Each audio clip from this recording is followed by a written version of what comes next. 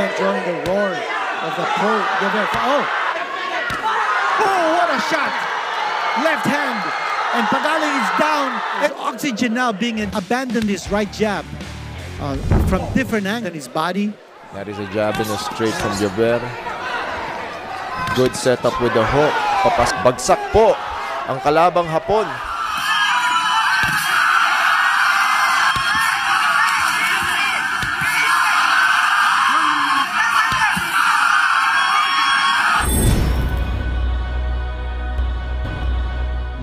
Isang Pinoy prospect sa bantamweight division ang sumisikat at nag-iingay ngayon sa mundo ng boxing dahil sa angking galing at bagsik ng kamao nito sa laban. Walang iba kundi si Kenneth Jover na kung saan dalawang magkasunod na Hapon ang ninockout nito sa loob lang ng unang round. Si Kenneth Jover ay may undefeated record sa kasalukuyan na 14 wins, 9 knockouts. May edad na 22, may taas na 5'6", isang southpaw at may potensyal na maging world champion sa hinaharap. Samantala bago dumayo at napalaban sa labas ng bansa si Kenneth Jover ay nakaharap niya rito ang undefeated na kapwa Pinoy na si James Pagaling. May ring record itong 8 wins, 5 knockouts. Tunghayan kung paanong pinatulog ng mahimbing ni Kenneth Jover at hospital ang inabot ng kalaban nito. 2019, oh, malakas yun.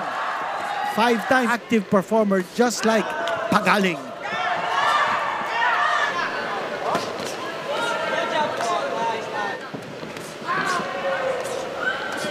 High. Kenneth Jover. Oho, ito na. Umatake agad si Jover. Pagaling taking a lot of punishment, but he's holding on. Here comes Jover. He's looking out. Oho.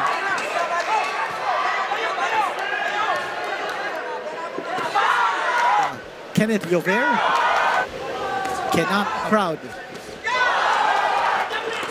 That right jab connecting. You see the contrast inside. Another left coming from Jover, but he fights out of that. He's found the distance, no doubt about it.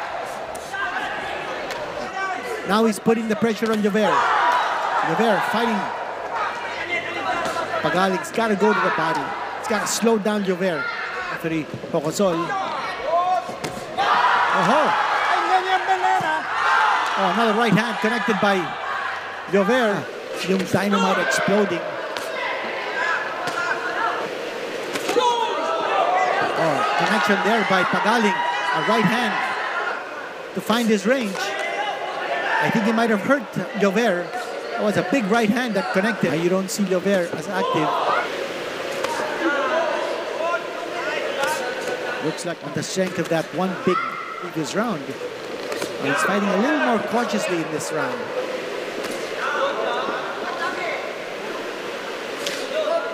Now leading off with the left hand instead of the right jab. Pagaling. Ito. And again drawing the roar of the pro. Oh! Groggy si Pagaling.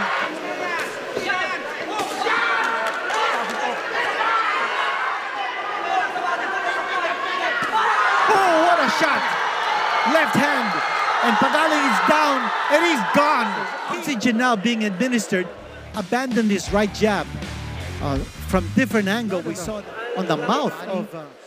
Panalo si Kenneth Jover via 4th round knockout. Samantala, December 2024, unang sabak ni Kenneth Jover sa bansang Japan na kung saan hinarap niya rito ang Japanese boxer na si Tolyo de Canarodo. May ring record ang Hapon na 8 wins, 2 losses at 4 knockouts. Habang si Kenneth Jover ay may malinis na ring record na 12 wins, 7 knockouts. Nakataya sa laban ang interim OPBF bantamweight belt. Samantala si Kenneth Jover ay former WBC, Asian Continental Bantamweight at WBO Asian Pacific Youth Bantamweight Champion. Si Tolyo de Canarodo ay may isang Pinoy nang tinalo na si Eric Polgo. Tinalo via unanimous decision. Samantala sa laban ng dalawa ay pinakita ng Pinoy ang bagsik ng kamao nito sa Hapon na kung saan hindi nito pinaporma ang Hapon. At pagsimula ng laban ay binakbakan agad dito at tinapos ang Hapon sa unang round.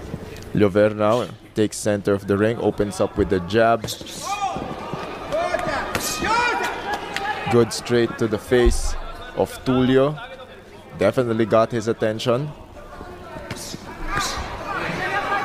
Good opening sequence to para kay Liover. Setting up the momentum. Magandang combinations para rin hindi makaset up yung kalaban niya from Japan. Signs of life from Tulio. Goes for a jab. Another jab from Liover.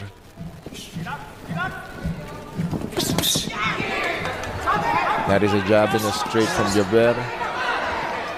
Good setup with the hook. Papasok, and down goes Tulio in the very first round, ladies and gentlemen. Bagsak po ang kalabang Hapon. And that is it. Napakagandang performance po ni Kenneth Liover. Third line ni Tulio. Tulad ng sequence na yan, overhand left. Tapos pinasok niya ng isang hook, tapos pasok.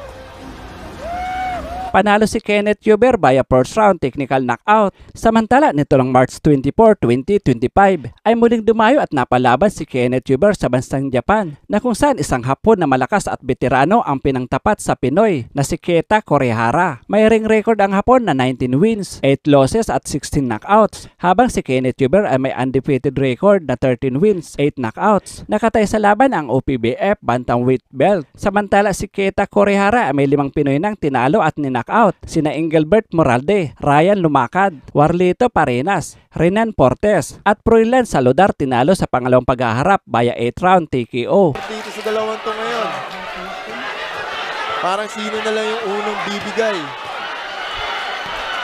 Kurihara, samantala sa laban ng dalawa ay muling pinatunayan ni Kenneth Liover ang bagsik ng kaliwang kamao nito nang tapusin ng Pinoy at pabagsakin ng 2 beses ang veteranong Hapon. Liover starting strong. Bad intentions from Liover. He knows Japanese opponents. Kaming last fight niya sa Japan din, so he's really out to impress. Headbutt. Sa ilong pa ata. Again, a southpaw against an orthodox. Yeah, it can happen.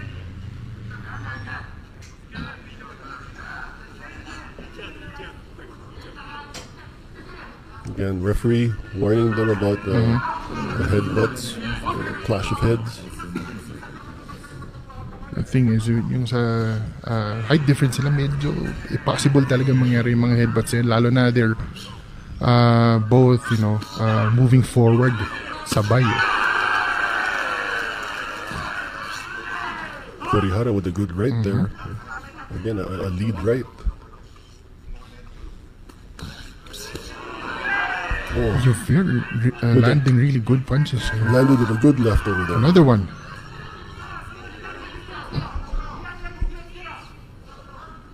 Very careful siyang bumato eh.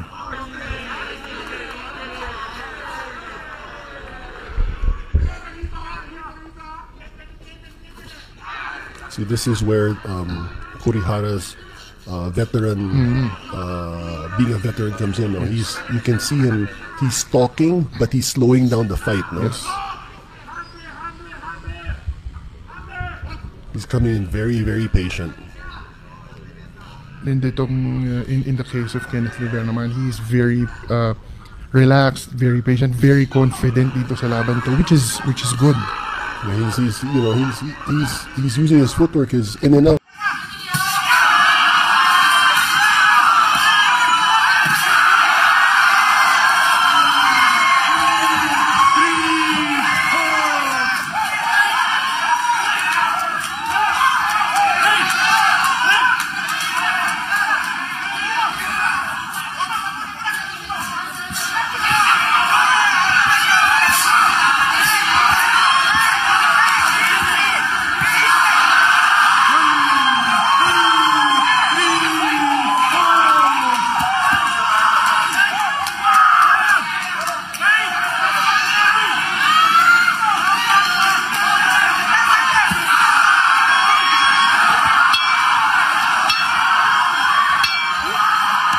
Panalo si Kenneth Liover via first round technical knockout at napanatili nitong hawak ang OPBF bantamweight belt. Anong masasabi mo sa naging laban ng ating kababayan? Ibigay ang iyong komento sa baba at huwag kalimutan mag-like at mag-subscribe sa ating channel. Maraming salamat po.